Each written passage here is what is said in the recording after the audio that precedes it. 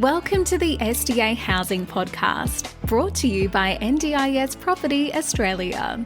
Before starting this episode, we need to provide a general disclaimer. Information contained in this podcast is general in nature only. It does not take into account the objectives, financial situation, or needs of any particular person. You need to consider your financial situation and needs before making any decisions based on the information in this podcast. And you should consider seeking independent and professional advice for your personal circumstances. All right, let's begin. Hello everybody, my name is Min and I'm your host today from NDIS Property Australia here in Brisbane, and you're listening to the SDA Housing Podcast, a show that explains, highlights, guides and brings awareness about all things SDA in this ever-changing NDIS world. Today's exciting topic is project management, development management from HPS with a special guest speaker, Chris Hall from HPS. Welcome, Chris. Thanks, Min. Good morning. Thank you. Let's begin the process. Chris, who are you and what does HPS do? Well, HPS, Hall Property Solutions, is a full-service development management company. We're based in Toowong in Brisbane. We've got a fantastic team of 7, and we're regularly involved in the SDA sector, looking at the whole spectrum of property development from acquisition, site identification, all the way through to approvals at construction management. So, like I said, full service, start to finish. And your background, Chris? Yeah, so my background is in property development. Previously worked for some large developers, mainly in greenfield land subdivision space, and for a design and construction firm for 3.5 years. So Hall Property Solutions was established in June of 2019. Started off in my living room and it quickly expanded into a beautiful office in Toowong, which we're now located in. So my qualifications, I have a Masters in Project Management. My education in the property sector has been through experience within large-scale developers, working my way up through a long list of projects throughout the last 12 or 13 years. My next question is, in the property development game, and particularly SDA, a lot of investors and developers don't understand that a project manager is critical to every project. Now, why do clients come to you as a project manager to work on their project? Well, I guess there's just so many different moving parts of a project. Critical in SDA, to be specific, is the site identification. So understanding, first of all, the parameters of the location, the specific details of the site, service locations, the rise and fall, etc., just makes it very important to understand the feasibility from day one. And so our well-rounded approach and our due diligence processes allow us to understand the whole spectrum of the project in a feasibility sense, a desktop analysis. So first and foremost, what we find is our clients come to us for our understanding of that process and to conduct due diligence before they invest into projects. In the past, you've come across, myself and you come across a variety of types of clients coming to you for advice. And obviously your service proposition now is more evolved to another level now. What is your ideal client today? Yeah, so we have, over the course of the last 3 years or so, as we've been in this sector, a full range of clients, including landowners, investors, sophisticated developers, real estate agents come to us, even business owners look for our advice for the SDA sector. But what we've found now is, our ideal client is someone that understands the risks associated, particularly with participant supply and demand, and also has the land. So land is king at the moment, has a development site, has an opportunity for some a development potential of a site. So by that I mean can enhance an existing asset, whether that's just a larger site that can be subdivided and create another project on. That's what we're working with at the moment. We've got several clients as well that are looking to procure raw sites and to develop mixed-use precincts, I guess, with the added benefit of an SDA project within it. You talk about risks. What kind of risks do you refer to? There is a lot at the moment. So first, like I said, is participant understanding that pipeline, understanding the security on the leasing, the mechanisms around how the revenue structure comes through. So when you're looking at a feasibility of a project, it's obviously two sides. There's the cost and the revenue. So number one is the revenue side. Then there's a long list on the cost side. So difficulty and of securing land and price increases of land in the right location, and also obviously the construction industry and the costs and program blowouts that are currently being experienced are the main risks. What have you seen in terms of price increases for construction in the last 2 years? My recollection, and correct me if I'm wrong, it was when I spoke to you 2 years ago, it was roughly about 2,200 a square metre, 2,500 a square metre. Now, this is 6 months ago, I think it was as high as 4,000 a square metre. Are those numbers accurate there? Yeah, on recent projects. And we're talking about apartment developments. Over 4,000 a square metre for apartment. So, detached housings and duplexes, single story, obviously a bit cheaper than that. But yeah, we're still looking at least 25 to 30% price increases.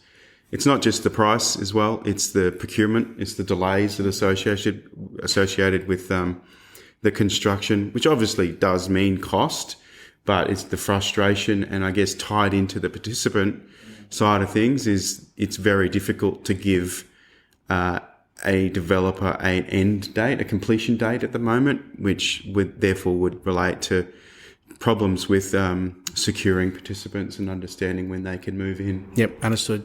So what projects have you completed and have underway in the SDA space at the moment?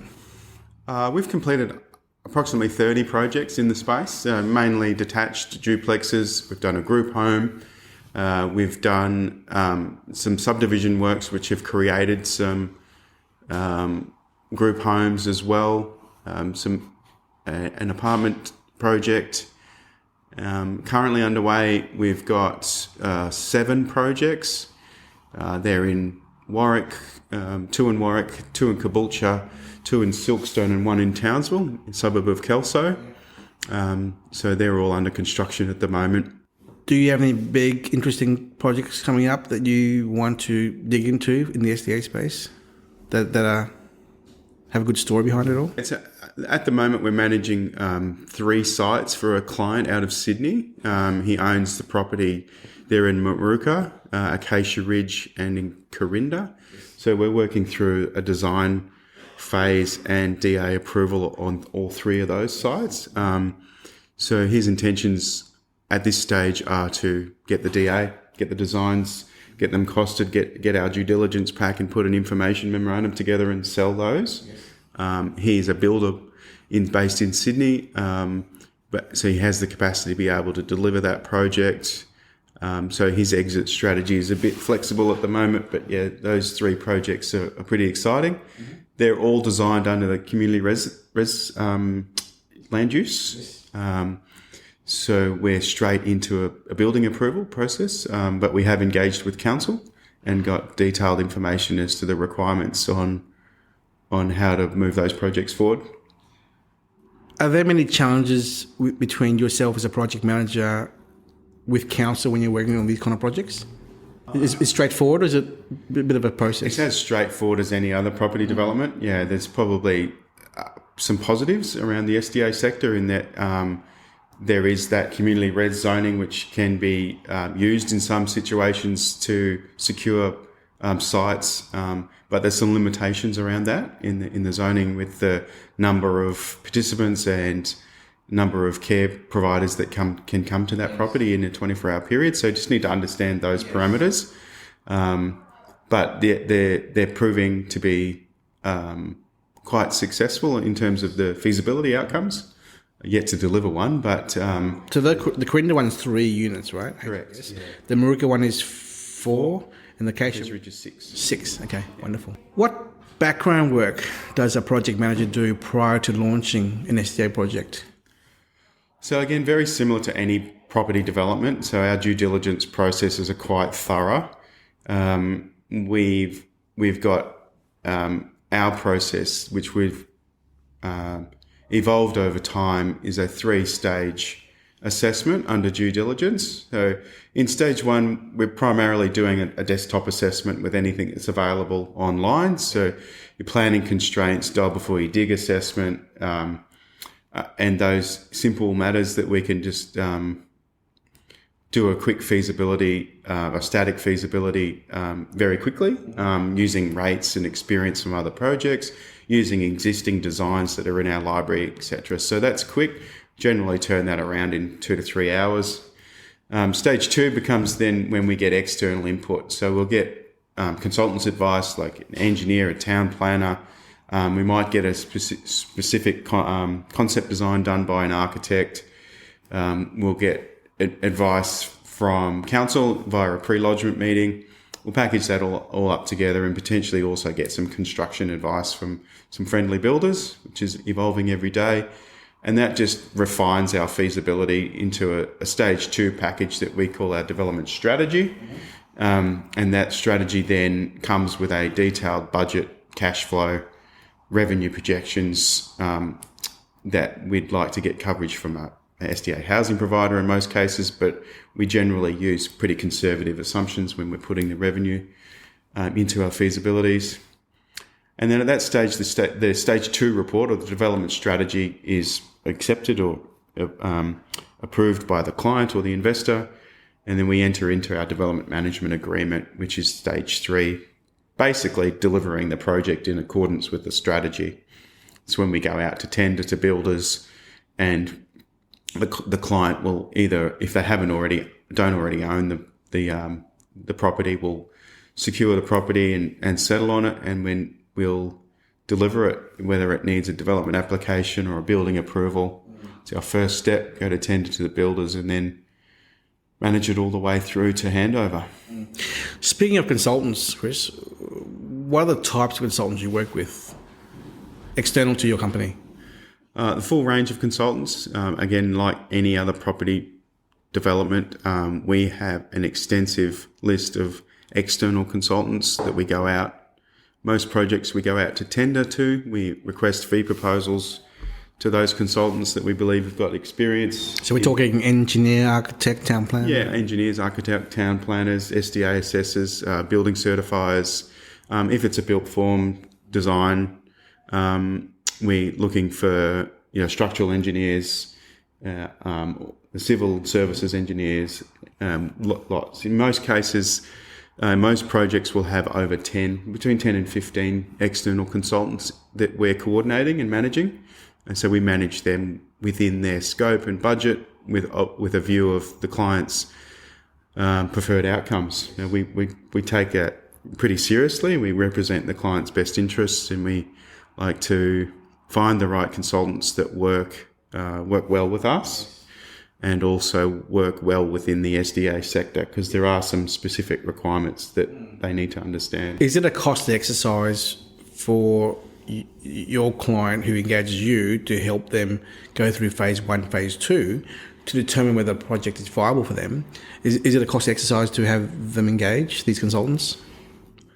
Yes. Yeah. So stage 1, generally we're charging, depending on the scale of the project, we charge around $600 for stage 1. Like I said, that's a 2 to 3 hour exercise. There is a long list of risks to mitigate in that stage, and we detail those. We provide a program and a budget in stage 1. So it's pretty clear within some parameters of what the outcome of the project might be in stage 1. So for $600, a very quick assessment, a summary of the potential of the project, potential of the development site, is pretty valuable tool.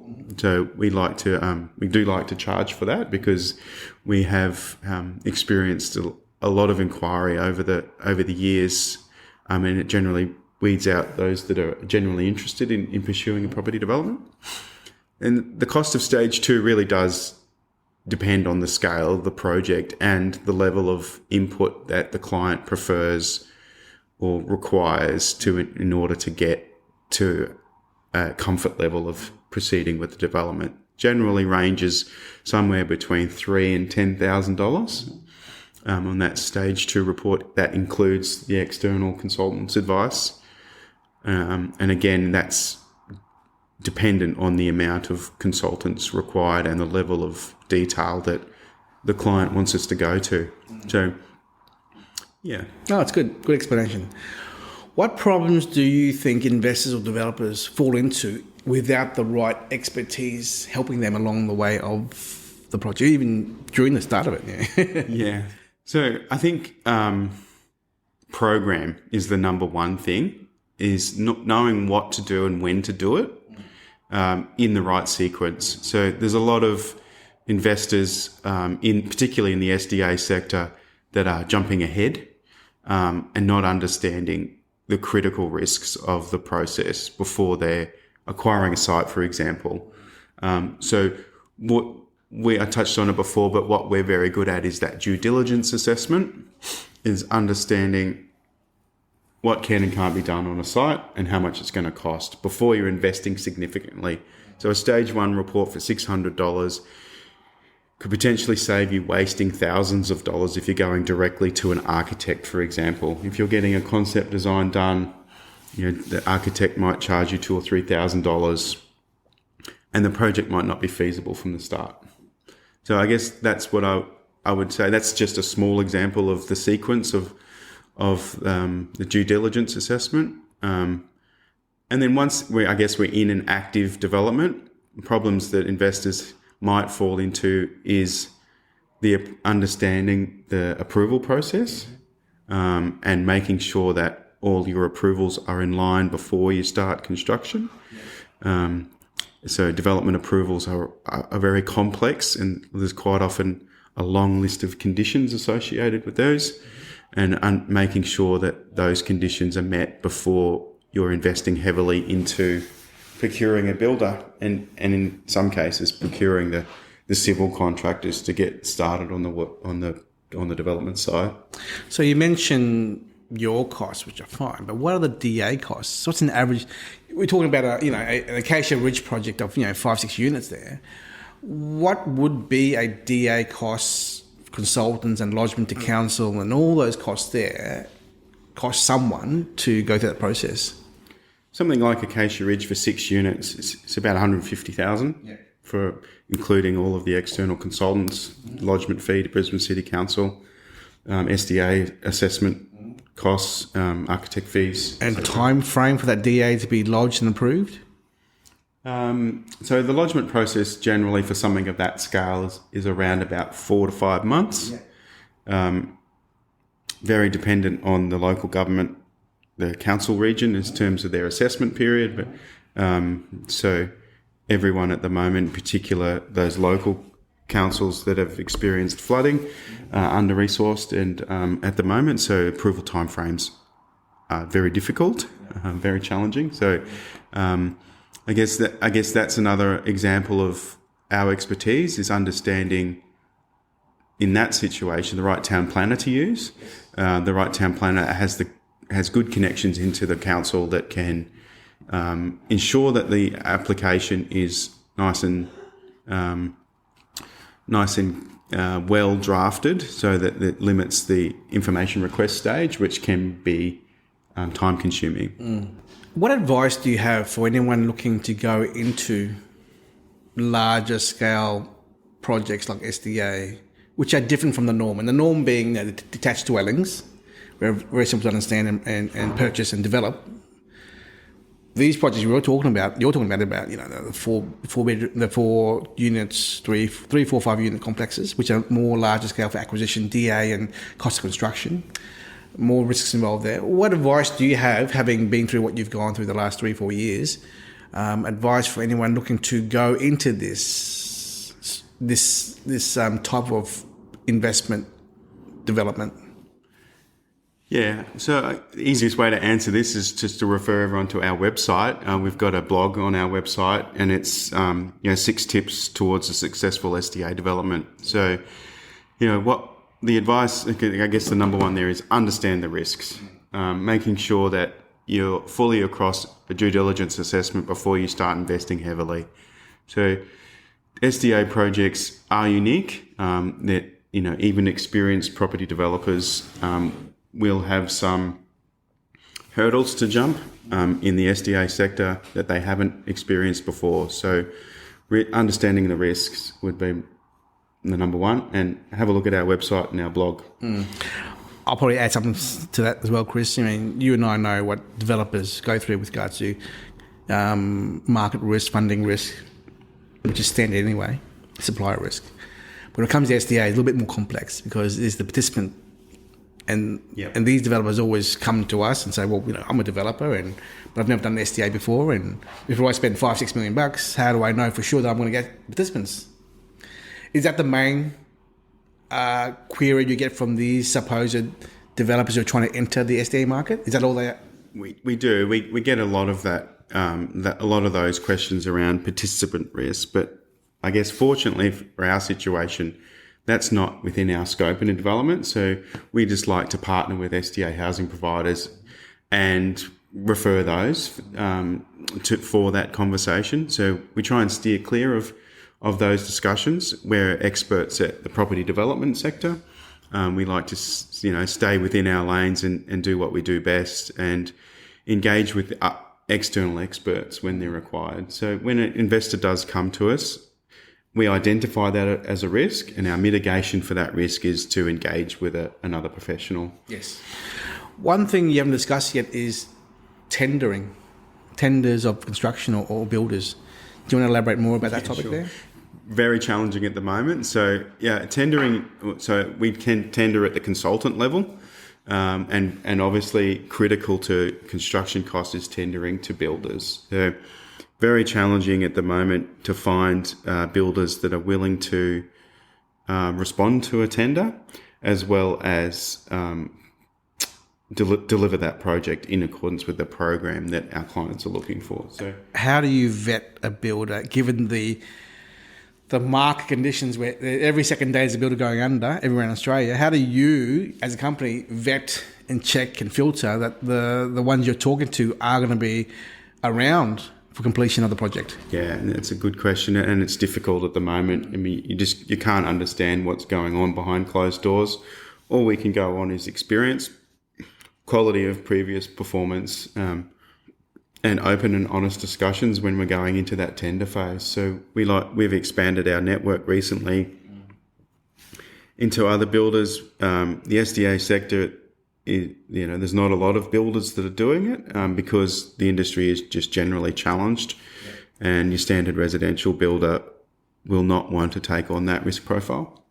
So it's a difficult environment at the moment. So with your SDA jobs that you will be working on moving forward, will they be fixed price contracts, or is there an element or a clause to allow for the builders to increase their prices during construction for these kind of projects? Yeah, ideally it is fixed price. That's what we set out to do, but we're also understanding that without builders, the industry will completely fall over. So we like to develop relationships with the builders, understand what they're going through.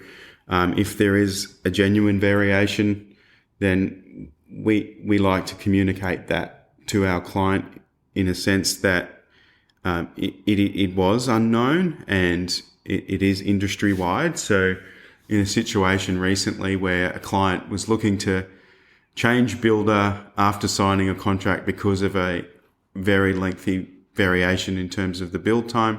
It's like, well, how do you find a replacement builder? We've already got to a contract stage. Is it better the devil you know, continue on with this and build that relationship? And that's what we ended up doing, and we've got a great outcome in the end. Yes. That's great.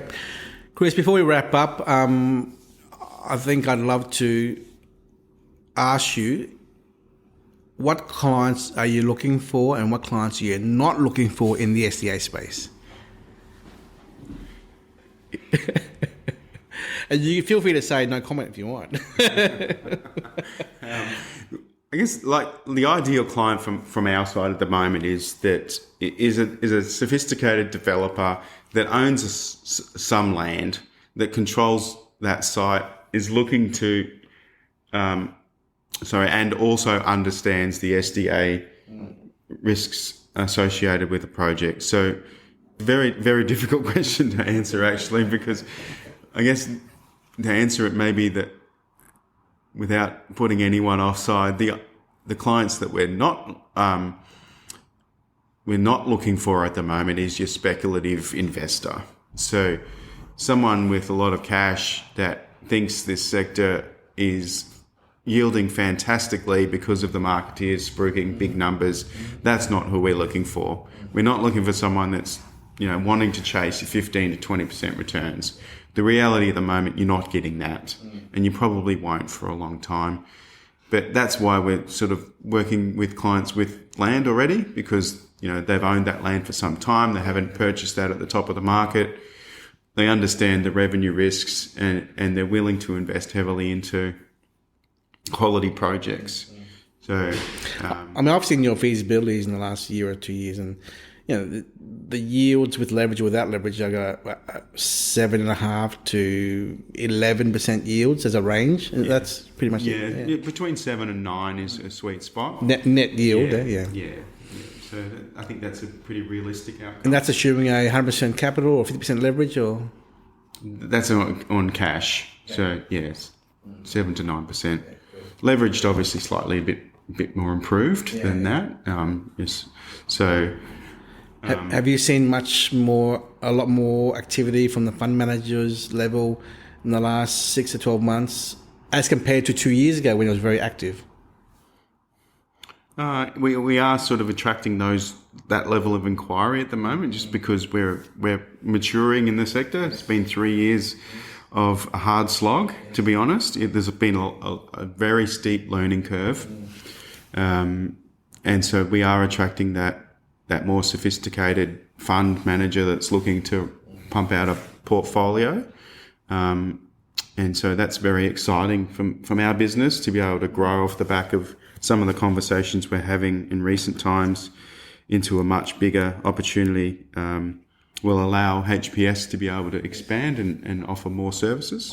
Chris, if any of our listeners or investors want to contact your office, what's the best way to contact you guys? Your website and phone number? Yeah, best way is to just jump on our website, hallpropertysolutions.com.au. All of our details are on there. A couple of different blogs. Obviously, I referenced the SDA blog. There's some others there that give some information, gives you an introduction to all of our team members, all of our contact details, and best way to get in touch with us on the website. Wonderful. Chris, thank you so much for your time. What you've given us today on this episode is very, very transparent into the workings of a project manager for these little projects for SDA, and we hope to be able to get some listeners who are in that qualified stage to come to you and talk to you more about how you can help them with their projects. Yeah, thanks, Min. Appreciate your time, and glad to be helpful on your podcast. Awesome. Thank you. We hope you enjoyed this episode. Please make sure you are subscribed and following us so you can keep in the loop with all of our upcoming episodes. We would really appreciate it if you could leave us a 5-star rating, a written review, and to share this podcast with those that could benefit. Until next time, catch you on the next episode.